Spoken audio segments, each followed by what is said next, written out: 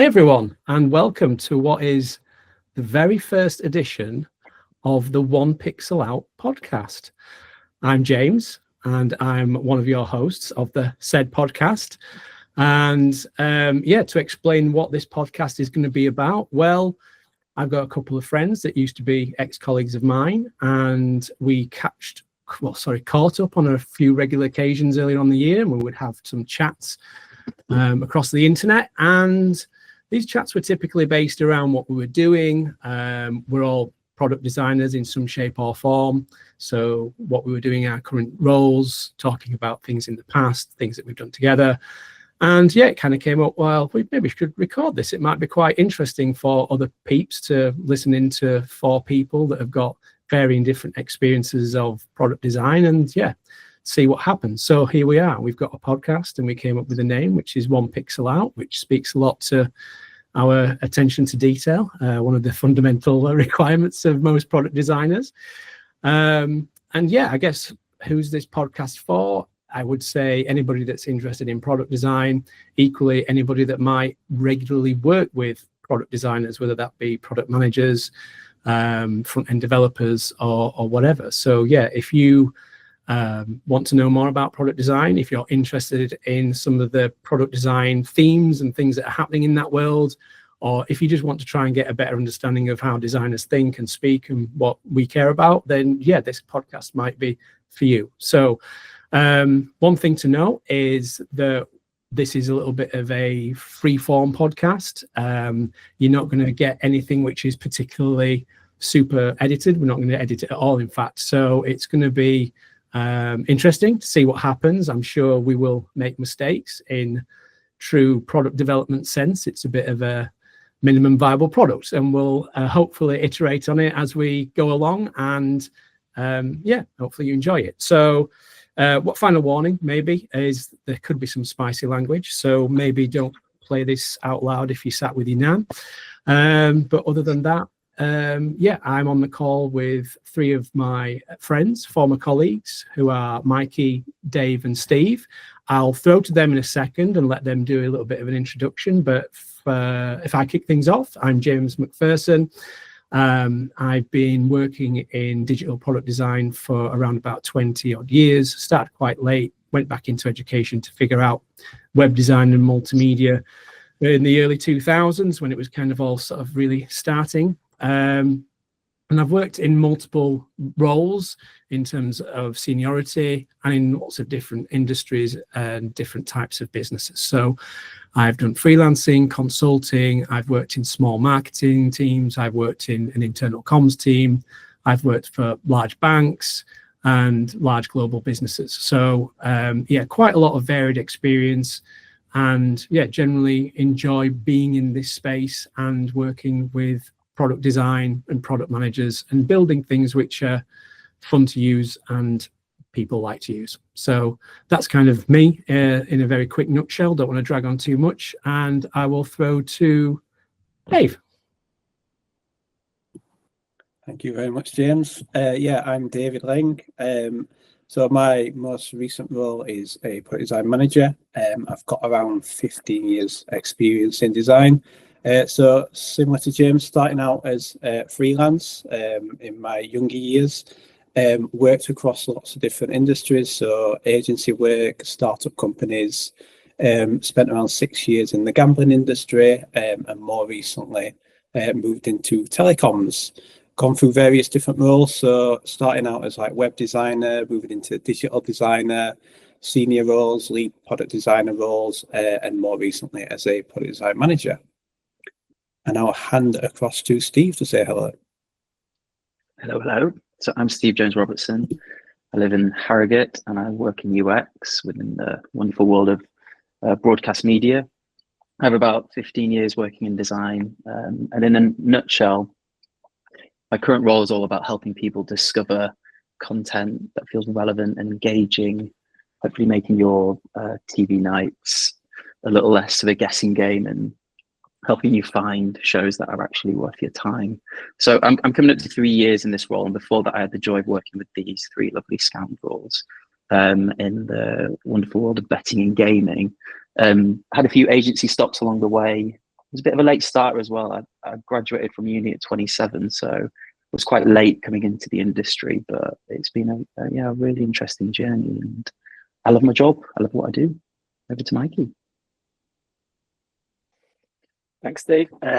So I'm Mikey. I'm a freelance interaction and service designer. So I boil it down to three things. I love design, people, and coffee. Definitely not in that order. Coffee's number one. So I've been doing it probably similar to everyone else for nearly 20 years now. So I've been leading the design work for public sector and private sector. So covering from NHS, DWP, HMRC to places like Sky Bet, Jet2, BA, Royal Mail, things like that. So probably tons I've forgotten because it's been quite a long, varied career. But these days I'm tend to be more in the design, into the interaction / service design area. I've worked both as a contractor and a permanent staff member, so I've seen both sides of the fence in regards to that. I've been an IC, an individual contributor, as well as a head of profession. So I managed a team of 12, which grew quite rapidly to 42. And then I guess it's easy if I break it down. I tend to break it down. This is like my elevator pitch, but I break it down into like 5 or 6 points I do during the day. So I cover off interaction and prototyping, so that's Figma, paper, mostly HTML for me. Service mapping or user journey definition or user personas. I'm a big cheerer for accessibility, even bigger cheerer for design systems. I just think it helps design align teams, shares visions and things like that. Leading services. So I usually tend to work in government more recently, so it's all around services. So I tend to lead teams in different areas like discovery to live. Got all the assessment badges as you do, and then finally the last bit I tend to cover is I'll go into a team, end up line managing or mentoring designers or design teams. And that's me. Very good, nice one. You've all got the job. Well done. I think that is probably going to be the most business-like we will ever be on this podcast. But we felt that it was probably quite appropriate, seeing as that there are 4 of us and 4 voices, that you can put a name to that voice. We're going to kick things off with an actual kickoff question, and this is just a little bit of quick fun, just kind of get things going. So the other guys don't know what this question is because I wrote it down probably about 5 minutes before we started the call, and I'm going to go to Steve first. So just give me your thoughts on what's your opinion on pineapple on pizza, fan or not? Oh, no way. See you later, pineapple. That's just a straight no from me. Straight no from Steve. Straight okay. No. Based on our preamble before, Dave, where do you sit? Because you've probably got more dietary requirements that I'm probably not aware of. Yeah, is it just plain pineapple? Oh, no, there's nothing at all. No, it's definitely more tricky to find the pizza that I like on the plant-based diet. But yeah, no, I'm with Steve. Like, no fruit anywhere on my pizzas, no pineapple. There is some vegan ham options, but they're not great. So I don't tend to go too close to those. But they are getting better, some of them. But you have to be very picky which pizzas I choose. What would you say the best vegan pizza is, David? I'm really interested in this. It's a good one. Papa John's do a decent one. I don't know if that's we're allowed to advertise, but that's probably the one that I get. Yeah, we can say it. Too late, Too late. But we are sponsorship. I'm going to come in a Papa John's shirt next time. We'll do full advertising. So really push that. Until Pizza Express slide into our DMs. There are other pizza places, but I'd say Papa John's because it's the one that I've tried the most. But there's no pineapple on there. Okay, Mikey. I think pineapple on pizza is criminal, and I think all people who like it should be locked up, and we should all have a slice of that key so that they can't put it back together. I hate it. My kids and my wife absolutely love it, and I absolutely detest it. I think it's disgusting. What's that tinny taste on your pizza, which I'm just not a big fan of? But have you tried grapes on your pizza? No. That is next level. What? That is good. That is good. How is it's again? How? Why? All chefs are good, but Jamie Oliver's got a recipe and he puts grapes on it, and I thought, you know what, I'll give it a spin. Do it. I know where this started. They ran out of olives and just thought, what looks dark and round? Some red grapes. Is that when you've run out of toppings, Mikey? So that's like It was back because to the fridge. Sort I was of. cooking with the kids, and we were just like, and he just had a recipe, and I was just Yeah. like, yeah, let's do it. It is good. I'm not gonna lie, it is good. I would recommend it. Right. Well, I'm gonna be on the same side of the fence as your wife and kids, Mikey. That sounds like you're happy to put them in prison because of it. But Yes.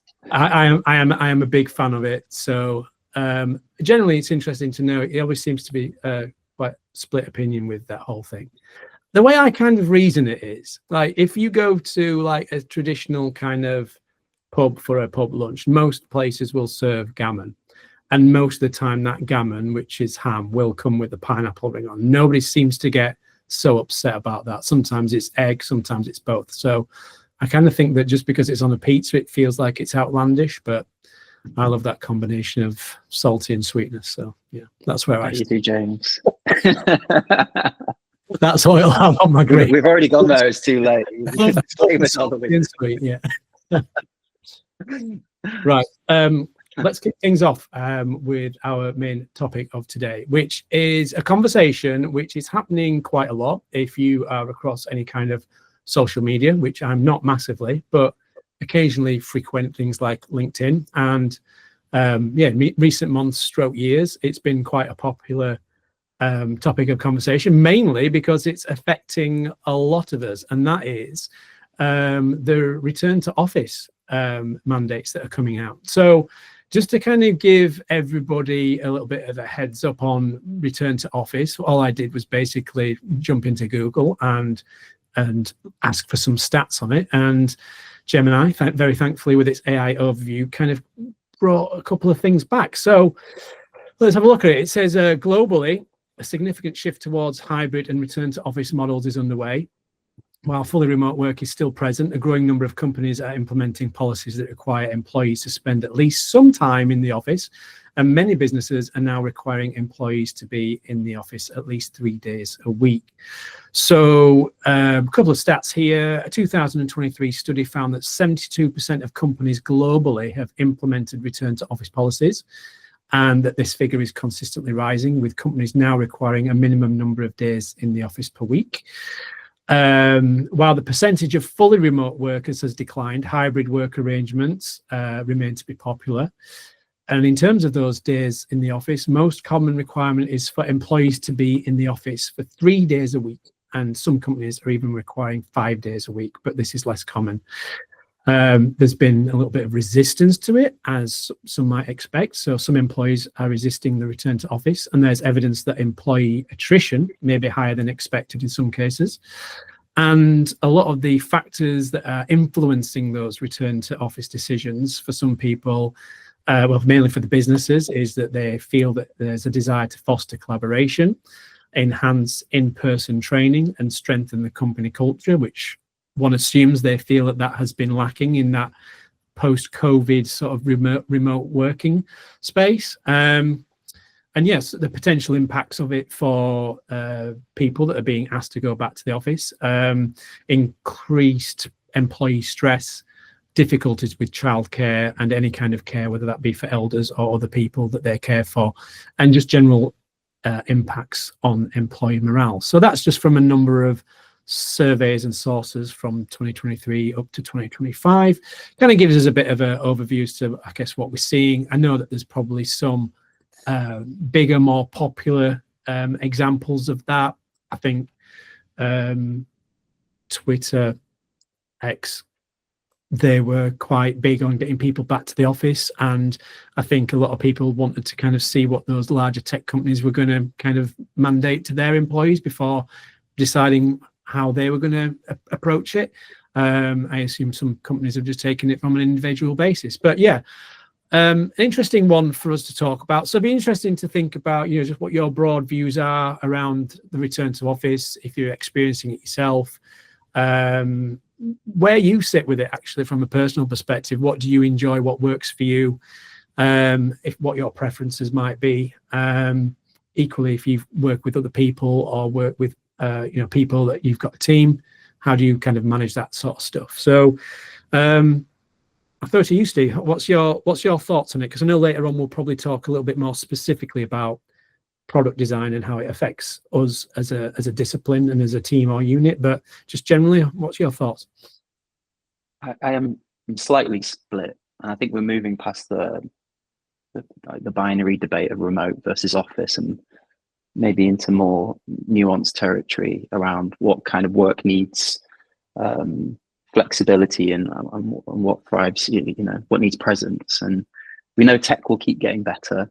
I think ultimately it's not about the tools, they help, but it's about the culture. So how do you keep people connected, engaged, and feeling like they belong, especially apprentices and younger generations that are coming through when we're not physically together. So we've adopted a 1 day working policy a week, and I value that day loads. Mikey, I know we've been talking about this. Just being around like-minded individuals really gives me lots of energy. I call them like the kitchen conversations, because I worry that we're going to lose a lot of those micro interactions, the casual chats while grabbing a coffee, the quick check-in meetings, having to put a 30-minute Teams meeting in to check your work. It's really tricky for juniors and apprentices coming through. So I think the spontaneous ideas that come from bumping into someone can be lost. So I do worry about that.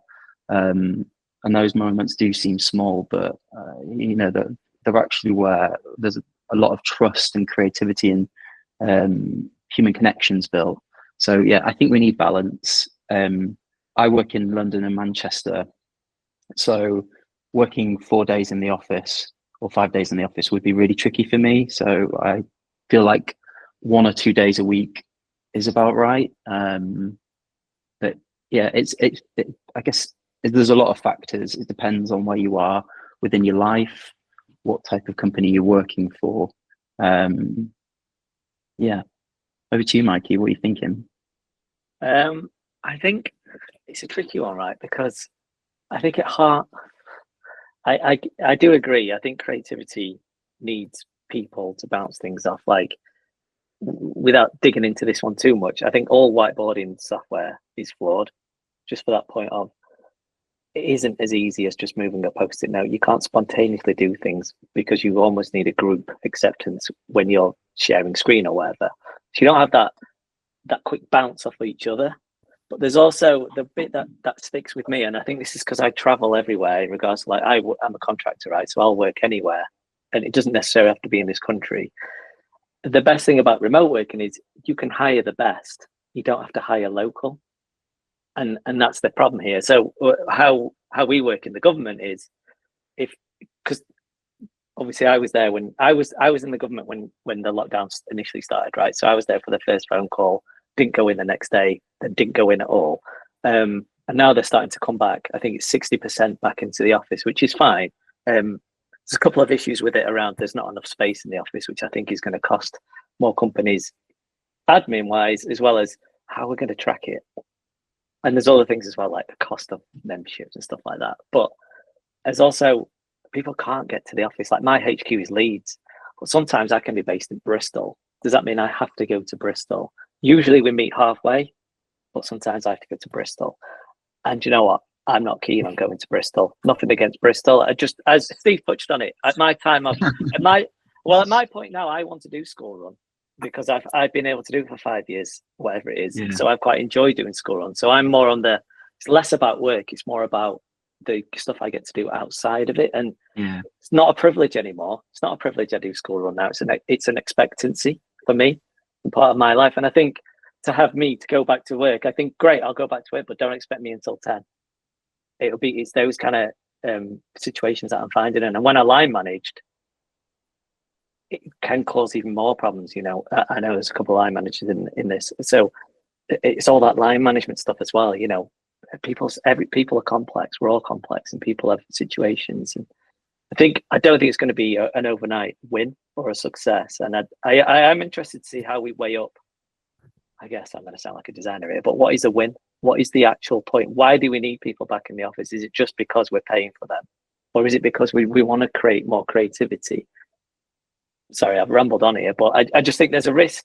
It goes two ways, right? Because there's a risk you get one creator working from home, and one designer ain't going to solve the world's problems. You get a room full of designers or PM, whatever, anyone who's got permission to have a post-it note and a Sharpie to fix anything. So it's I'm on the fence, kind of, but I think I would prefer to go in as and when needed. Just a quick one, Mike. I tried to think about when I first got into the industry and how valuable my time was being paired with a senior, and the ability to fail fast but quickly say, "Can you check this?" And I just think that's completely lost at the minute, and we're really having to put guardrails in place to make sure the next generation have these opportunities where they can pair effectively. We can do that remotely, but that is something that's in the back of my mind constantly, making sure that we do craft and create these days where we give the next generation an opportunity to be surrounded by a creative team. I think that's the main issue, because I noticed when I was head of profession and we were just in and out of going into the office, it was and ahhing, because a lot of the work was within government departments. You could see the power, not the power, but the cost of not sitting next to someone, someone who's more senior than the person. So you do a lot of Teams calls, you do a lot of coaching, a lot of one-to-ones.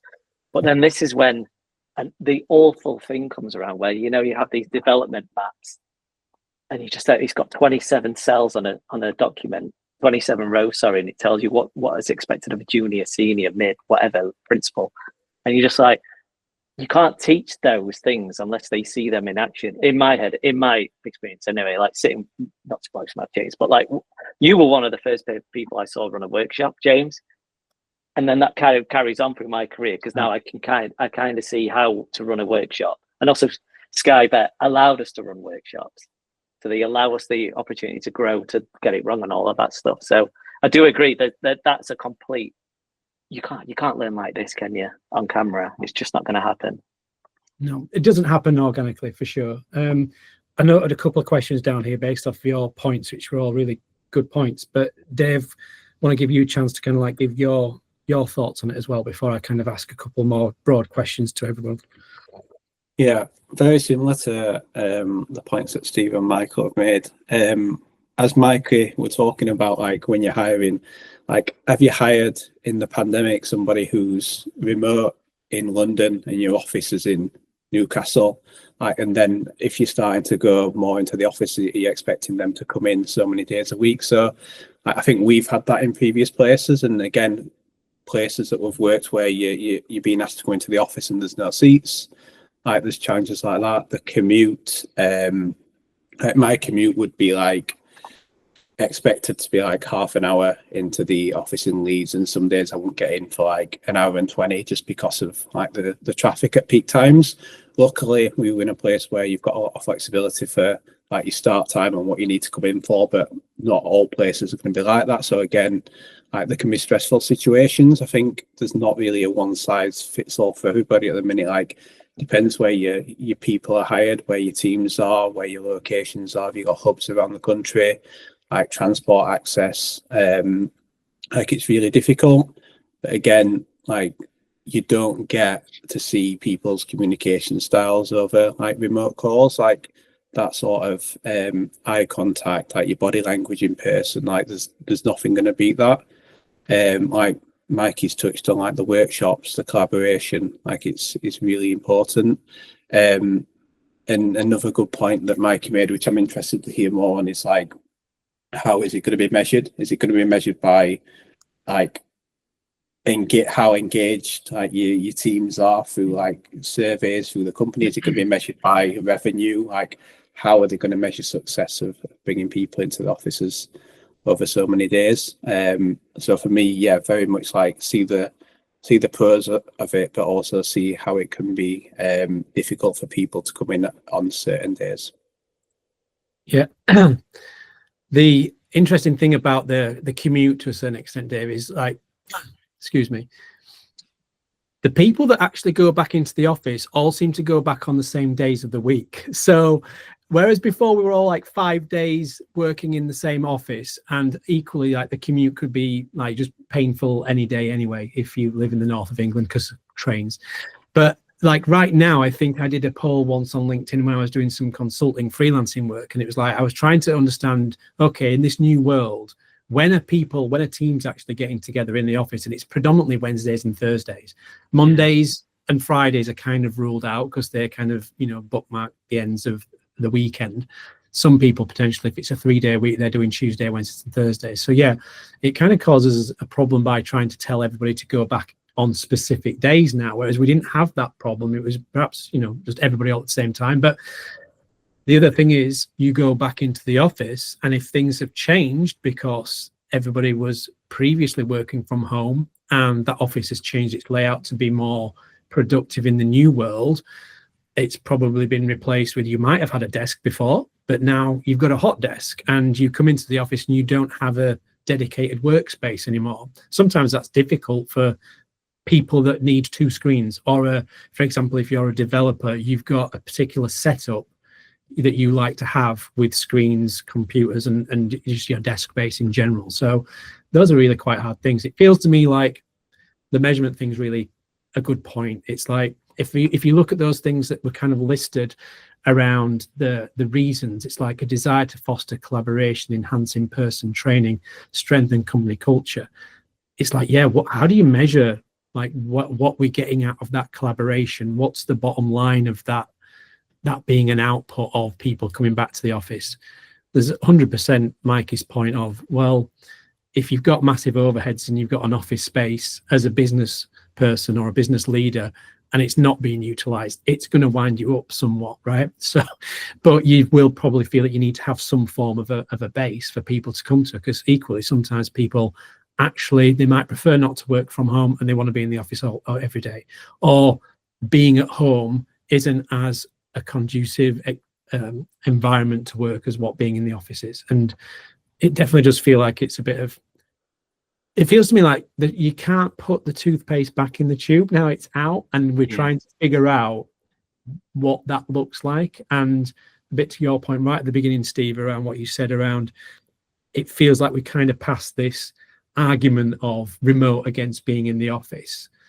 But we're trying to figure out what this new world is, and equally, I guess, like how long it will last, because it might be like this for a long time. I don't know, a decade or more, or this is just the new norm that we've all got to kind of figure out. But there will definitely be things that we've missed that were good, like you said there, Steve, working with somebody from a design perspective. But even say, for example, as a designer, you might be working with some front-end developers. The ability just to go and sit there and go through stuff, and it'd be quite organic. It kind of comes back to me that sort of like reducing the friction. It's really easy to get into the habit when you're online and you're working remotely to just send like DMs and Slack messages all the time, and not necessarily kind of organize a call where you could probably get through it a lot faster potentially. But sometimes there's just that resistance there of, oh, that's too much hassle. And again, it always kind of goes back to that, the reward or the result has got to be greater than the effort required. Otherwise, people just probably won't do it. So how do businesses create that environment? How do they give you the tools to do that stuff where it is simple and easy? How do they give you that access that perhaps you had before? But yeah, agree. Certainly the expectations, I guess, have changed around what a job used to be. If you remember right at the back at the beginning, I think I was a little bit jealous about all these people that I just decided, right, I'm moving abroad. I'm going to go and live somewhere, nice and sunny, because we're all working remotely now and I've got a job and I'm being allowed to do this. And that's great. I think there was a couple of articles in recent years talking about all those people having to come back, or I guess potentially leave their jobs and get the job somewhere where they've moved if they've gone to a nice little village in the south of France or something. So yeah, it's a very difficult one to kind of like weigh up, right? Lots of things to kind of consider. I think you could look at it the other way as well. So I worked from home when I first contracted, which is right at the start of my career, and that was almost exclusively at home. I never went into the office ever, into any office, and I didn't think I was missing out on any co-design or coding. And if you look at the designers that have come in, or devs, whoever, that are coming out now in the last 5 to, I don't know, COVID feels like it was 10,000 years ago, right? Whatever it was. I don't know whether, is it such a thing that we're missing that sitting next to each other? Because when I worked at AstraZeneca, I literally digitally sat next to the dev. He shared his screen and we did it together. And I don't know whether it took long. The thing is, I'm an ex-dev, right? So I could kind of help out a bit more. I don't know if it took longer or whether it was even better because I got to saw it. I got to see his struggles directly, and he was explaining it to me because it was a lot quicker because it was just on screen. I had nothing else to look at. So it's one of the ones where I don't know whether if we've lost. That's what I'm getting at here, James. Like, I don't know whether we have lost that sitting next to each other and working together more effectively. I don't know whether that's a loss or whether that's an advantage or a disadvantage. Because some people, I'm sure you had this as well, James. Some people find that quite awkward because devs sometimes are rushed. They are stressed. So some people don't like doing it. So yeah, again, it's kind of like I'm on the fence thing because I think nostalgia is beautiful when you look back. You think you love everyone in the office, and when you go to the office now, you're like, I don't actually need to speak to you. I'll just come in on Thursday. I'm pretty sure we just walked around high-fiving all day and then just. Yeah, but that is us in check shirts as designers. Now we just wear hoodies or like Steve dress up for a funeral every day. So it's kind of like it's wedding today, Steve. Sorry, wedding today. Yeah. It's what we wear in Harrogate, Mikey. I've been telling you. These are all like really interesting points. I mean, from my perspective, I have worked remotely now for a number of years. I find that lack of social connection really difficult to deal with. My office is down in London, so. Although when I joined, it was as a remote worker and I was expected to go down to the office once a month, that's now twice a month. But I've kind of got into a routine with that now. And I'm really kind of benefiting from that exposure to being in the office, typically on days where most of the other people in the company are also there, like for an all hands meeting or something, having a bit of a social afterwards. Because what actually happens from that interaction is I just feel more connected to the business. And I think when I was just working remotely and just seeing people on the screen, from my own house, I did struggle at first feeling like I was connected to the business, whereas it definitely changes that in my mind when you're seeing people, when you've got a central space, even though it might not be the best office in the world that you go into on a regular basis, but just spending time with people, having those, a lot of the time it's not work conversations, it's just, hi, what do you do? My name's so-and-so, and having a bit of a chat. And like Mikey said, we probably did that all so naturally when we were in the office before. Like water cooler chats in the kitchen, you stood by the microwave both waiting for your soup to warm up, and it's like you'll have a conversation. And I think that's where a lot of people like Steve Jobs in the past, absolute name drop there, but I think it isn't him that said it. It's that when this is where a lot of the creativity and innovation happens. It's like because you end up speaking to someone that you wouldn't normally speak to in your normal circle or team environments, and all of a sudden they tell you what they're working on and you go, oh, that's interesting. Oh, right. And you might go away and have a think about that. You might go and ask them, can you show me like how that works or something? And if you need any support on that, like let us know, because we'd be interested to put some UI on that proof of concept or something. So yeah, it's an interesting one. I think let's move on to the next kind of question, which is obviously closely related to this, but what's your opinions on like whether a product design team can work as effectively when not in the office? Like if you had to state a preference, because there's probably going to be a lot of, it's not probably a binary answer. There's probably going to be a lot of gray in between, but what's your thoughts in terms of like your experience, whether you even just individually personal, like, where are you most productive as a person, and equally, how does it work when you're part of a team? I'll throw that one to you, Dave, to start with. Yeah. Pros and cons to each again for me. So as I mentioned around when we talk about hiring and when you're looking for people to join the team, Steve, when me and you were looking for new recruits at Skybet, we started to look wider than the Leeds area, especially during the pandemic. So looking for more talent, because like at that time, like we weren't getting tons of applications. So we were looking in places like London. And then when we start to hire further afield, it became apparent that we wanted to run like workshops, team building exercises, like looking at like how we can do design sprints and things like that. And these people, you've got to consider how often they can come up and attend these in person, and what are they going to be missing through like an onboarding experience, through like regular ceremonies where people are more in the office than others. So that was a challenge that we encountered, and how can we actually get this person integrated quickly and get them feeling like they are as much part of the team as everybody else who's around the Leeds area. So that was definitely a challenge that we faced. For me, it depends where the team is located. Like a lot of my team are scattered around the country, so it's difficult for me and to get them and myself in one place at the same time. But when we are together, when I am down, it's usually in Birmingham or London, then I definitely thrive off that sort of energy and in-person collaboration. I think even like going out to lunch together, like you get to know people even better in person, having more organic conversations. So yeah, it's definitely a mixture for me. That's a really good shout. I was just thinking about the design sprints we used to run, and we were living post-COVID era, and it was seeing the benefits of doing them hybrid. There were aspects of that we could, thinking specifically about day one, where there'd be potential benefits of doing that remote and then doing day two in person. And again, it might be a mixture of things, folks working in different locations, and or little things like not having 1,000 sticky notes to clear up. You can do that on a lovely board like Miro or Figma. So yeah, I think parts of the design process, it can thrive remotely. Deep thinking, yeah, is another one. At times I'd like to go home to make sure I've got time for to put thought into certain projects.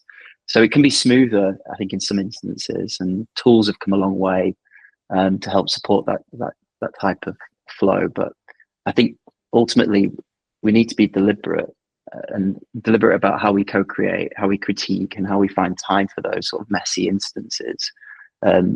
So yeah, I do think we've found almost like the sweet spot for hybrid moments in terms of how we can thrive, and you can knock a 5-day design sprint down to a couple of days based on that. So I think the process has evolved, and that's kind of what I've observed over the past few years. I'll throw it over to you, Mikey. So if I throw back to like my memories, I've had like James ran 5-day workshops, like they were going out of business, and I just basically duplicated it and ran it in my teams as well. Physical ones, perfect, brilliant, absolutely amazing, and obviously the outputs of that are insanely good. They're amazing, and then obviously lockdown, and again I was at the government, and I was at lockdown kicks in, and so when that happened, sorry, I'm going to go on a story here, but when that happens in the government was I was one of the first people to learn, apart from my brother, because he's a brother-in-law, because he's a doctor, that lockdown was coming. The government wasn't ready for it, in regards to like their systems. I imagine private sector probably were a lot better set up. What the difference between the private sector and the public sector is, private sector's probably got an absolute shed load of money. Public sector's got nothing. Like I have to almost prove to them that I need Figma, and I'm a designer, right? But I need it. I don't need it, but I need it. So you almost have to like do a business case for anything that you need, including Post-its. So there's no money there, but the best thing about the public sector is it's got all its issues, it's got its problems, but the people are the most resourceful people ever. So they made it work, hook or by crook, whatever they needed to do. We made workshops work because we had to, during COVID, during lockdown, we had to do a lot of things, a lot of emergency things, a lot of pop-up things. And we had to do them well. And we couldn't get to there I mentioned it earlier. don't put one designer in the room, put a load of people in a room, right? So we did that digitally, and we did it really well in a year, in the year space that we had, or where, initially when it went really bad. But now we're trying to, so it went really well, and now the government wants us back in the room. I just wonder what happened to those success stories in those 5 years, because it wasn't perfect. It wasn't as easy as doing it in a room. I know for sure I can just turn around and say, it's your go, you write a post-it note. It's as easy as that. And I can facilitate completely. One of the stumbling blocks is I had to teach people how to use Mural or Miro, whatever. Mural was ours at that time. I had to teach people how to use that. I had to teach people, at one point I was trying to use Confluence because we didn't have any whiteboarding tools. So Confluence does a refresh system. So I was like, right, everyone put a ticket in, stop, wait, and then it carried on. So it was 30 minutes pre-workshop. I was teaching people how to use a computer. That's the level that we're at in the public sector. So, but I can't tell you how great they were, right? They were scruffy, rough, really raw workshops, but some of the good stuff there was really healthy, fun conversations. But the physical stuff, you miss out on the social things, and like you said earlier, James, you miss that. Maybe it's a break, everyone's going for a coffee. That's probably what you're going to make the greatest idea of all time is there. And you can probably avoid a ton of duplicate work as well, just at that coffee machine. And I think I don't know how you combine the chit chat with the end game's output. And I don't know, if we take the social out, it's the end game's the output. And I don't know how you combine that correctly without forcing us to go back to 3 days, we go back to physical workshops again. It's tricky because I'm going to ramble on again, but like, again, as a line manager myself, some people don't want to stand up and facilitate. In fact, for a lot of my designers that I managed, they hated it, absolutely detested it. They were happy to do it like this, but not physically, not stood up in front of a group, and they really hated it. So it's tricky. I don't see a positive or a negative for either, to be honest, because I've seen outputs for both. I think I know it's the physical one's way more fun, because the best thing about that is you don't have to be structured. You can swap it like that straight away. With Miro, you've done your board. You're sticking to those 4 things, don't you, or whatever it is. So yeah, you've got more scope to be flexible in real life. In a facilitation setup, 100%. I think to a certain extent, like what you said there, Mike, we kind of proved that it worked though, right? Whether you're in public or private sector, we all could actually do our jobs from home and not in an office. Like, I think the people perhaps, or some companies there might have been some companies, some businesses that were very forward thinking and were already kind of doing that anyway. But most businesses kind of wouldn't have done it if COVID hadn't come along, right? Ever. Yeah. But within weeks proved that they could actually do it. You could get all the tech to people. They could, if they've got Wi-Fi at home, they could connect. You could still send messages, whether that be very basic like emails or DMs, or you could have video calls and that kind of stuff. I definitely feel like in terms of like a team working effectively, I think you can do most of the things that you need to do to do your job remotely, 100%, or from home, should I say.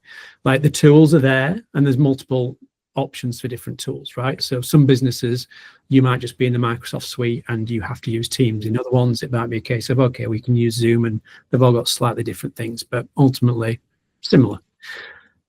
You can do stand-ups. You can do that with either the team if you're working a squad, and with the development people. You can still do that in a normal way. You can still go through a board. You can still have stand-ups or check-ins with your design team in terms of, what we're working on this week, what are our goals, what we're trying to get to, what's at risk, what are the blockers, etc.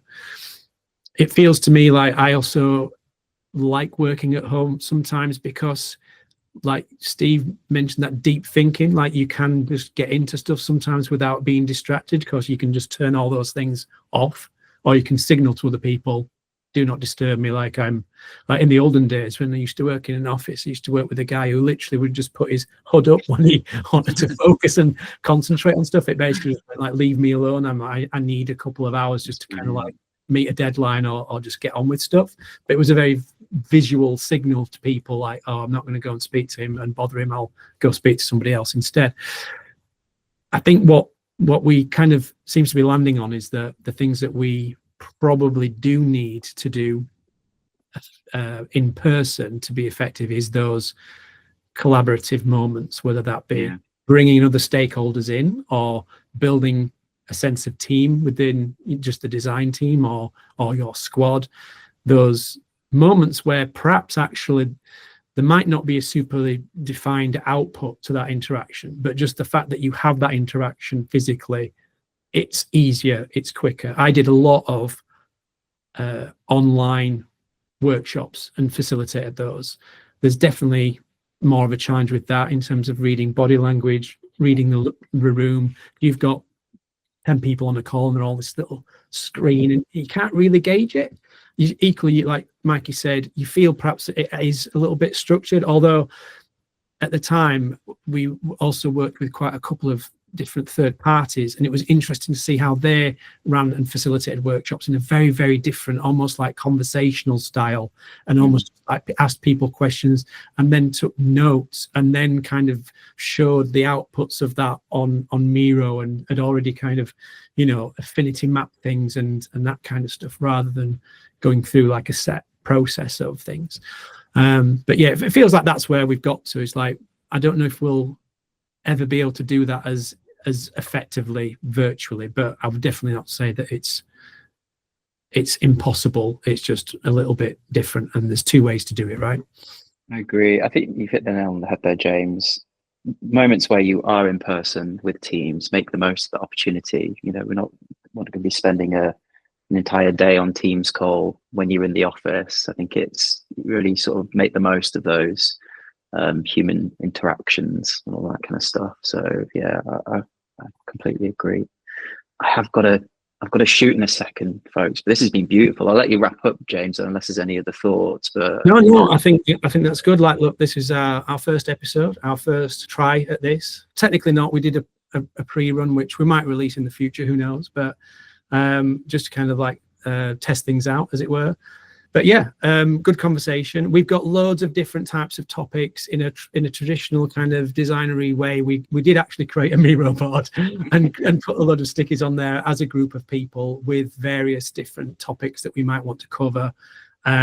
So yeah, hopefully in the next one we'll be discussing something which you're equally interested in. At some stage we'll probably reach out to people and take comments and suggestions. And I'm assuming that if you're watching or listening to this, you've found out where this podcast is hosted, and in the future we'll probably, you know, promote that a little bit more. But yeah, I guess for now we'll say thanks for listening or watching, and yeah, this has been One Pixel Out. See you next time. bye. Bye.